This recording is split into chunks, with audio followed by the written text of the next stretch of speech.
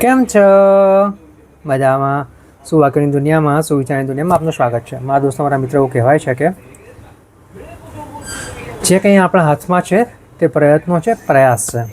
તો તે આપણે સાતત્યપૂર્ણ રીતે કરતા રહીએ અને આગળ વધતા રહીએ, જે આપણું એક સારું ભવિષ્ય નિર્માણ કરી શકે છે. આવી જ કોઈ વાતને સુવિચાર તરીકે હાબિલિટીમાં ખૂબ સરસ રીતે લખ્યું છે. આજનો જે સુવિચાર છે તેનો વિષય છે પરિણામ, રિઝલ્ટ.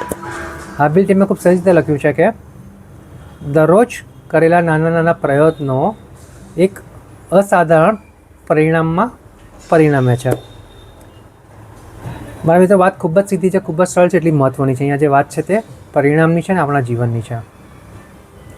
આપણે જેમ સમજીએ છીએ, જેમ જાણીએ છીએ કે આપણા બધામાં અધીરાઈ બહુ છે. આપણે જે કંઈ કાર્ય કર્યા છે તેનું પરિણામ આપણને તરત જ જોઈએ છે. અને એ વાત નક્કી છે કે જેનું પરિણામ તરત મળે છે, જેની ખુશી તરત જ મળી જાય છે, તે બહુ લાંબી ટકતી નથી, કારણ કે એમાં બહુ પ્રયત્નો થયા હોતા નથી. એક સાધારણ વાત છે. મુખ્ય વાત એ છે કે આપણે હંમેશા સાતત્યપૂર્ણ રીતે કાર્યો કરતા રહીશું. દરરોજ નાના નાના સાચા કાર્યો કરતા રહીશું. તેની ઉપર સતત લાગેલા રહીશું, સાતત્યપૂર્ણ રીતે કામ કરતા રહીશું. તો આ કાર્યો જ છે, આ એક્શન જ છે, જે આપણું એક બેટર ફ્યુચર, સારું ભવિષ્ય નિર્માણ કરી શકે છે. અને તે જ આપણું સાચું પરિણામ છે.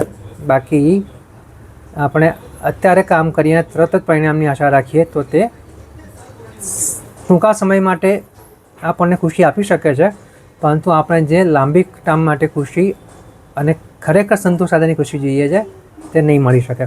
તેના માટેનો એક જ રસ્તો છે કે દરરોજ છોટા નાના પ્રયત્નો કરતા રહીએ, આગળ વધતા રહીએ, પરિણામ ઉપરવાળા છોડી દઈએ અને નિશ્ચિંત રૂપે સારા કાર્યો કરતા રહીએ. બસ આટલું કરવાનું છે અને આગળ વધવાનું છે. એટલા માટે જ હાબિલિટીમાં લખ્યું છે કે દરરોજ કરેલા નાના પ્રયત્નો એક અસાધારણ પરિણામમાં પરિણમે છે. Thank you.